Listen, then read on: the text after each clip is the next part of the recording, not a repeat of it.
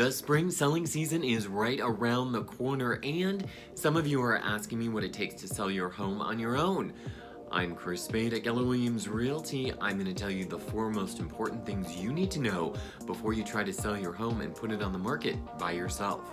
Now, I'm sure some of you are scratching your heads going, Chris, why would you tell me how to sell my home on my own? Well, sometimes people are successful at it and they just want to do it, and other times they realize what it's actually going to take and they end up hiring a real estate agent anyway. So I'm going to give you tips, tricks, and secrets.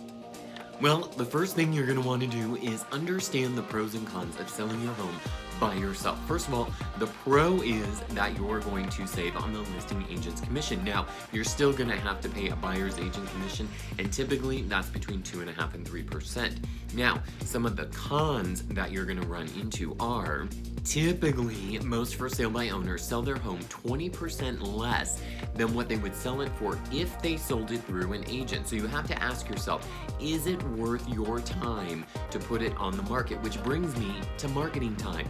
You have to be able to think like a realtor and think like a marketer and make sure that your home is positioned on the market. You want to make sure that you're doing everything you can to get your home the maximum exposure.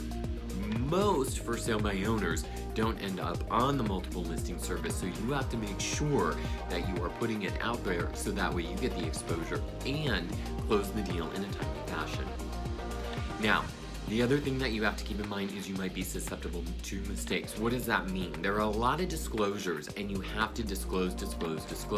If you forget one thing, no matter how minor it is, the buyer of your property can come back to sue you. So it's really wise to hire a real estate agent, but just know you could be open to some liability.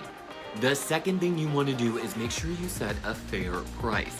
Now, what you want to make sure is that you're running comparable properties and that your home is priced competitively to bring in a multiple offer situation. Now, can you set the price on your own? Yes, absolutely. However, there are some third-party aggregates that we won't name that may have a thing called something an estimate that are probably not the best idea for you to choose. In fact, there's disclaimers that says that they're off a certain percentage, so you want to make sure you know what's going on in the market. One of the things I would suggest is actually going to open houses in your community, so that way you can compare your home to other homes, because that's what people are going to do.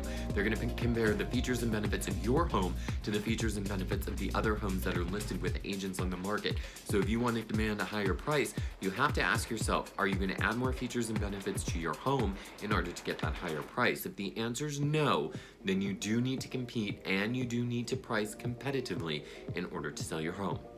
Now, we have talked about this before in other videos, but one of the best things that you're going to have to do is prepare your home for sale. So that means going out into the front yard, making sure the curb appeal looks amazing, trimming any hedges, making sure all the grass is beautiful, making sure all the plants are trimmed and they look nice. Then you want to move into the interior, do any touch-up paint that you need to, or repaint your home. If you have hardwood floors that look pretty shabby, you might want to think about redoing those, as well as make sure you get a professional cleaner. No matter how good of a cleaner you think you are, you need to hire a professional to make sure that they make your home spotless. That's what we talk about getting ready. And then the final thing is you are going to want to hire a professional photographer. Whatever you do, don't put your iPhone pictures out there, because those are going out to the world, and you want to, if you want the most money, are going to have to put yourself and position yourself, and that means spending a few bucks on a professional photographer. And the last thing you're going to want to do is make sure the buyer who's purchasing your home is absolutely 100% qualified. That means they've gotten a pre-approval from a mortgage lender that you can pick up the phone and call. Make sure that they have seen their income and assets, they've seen their bank statements, and they know exactly where they fall in order to make a purchase on your home. If you have any questions whatsoever about selling your home on your own, feel free to reach out to me at 619-818-2992. Or if you've decided this might be a little too much work, give me a call. I'll help you get your home sold. Thanks so much, everyone. Make it a great day. Bye-bye.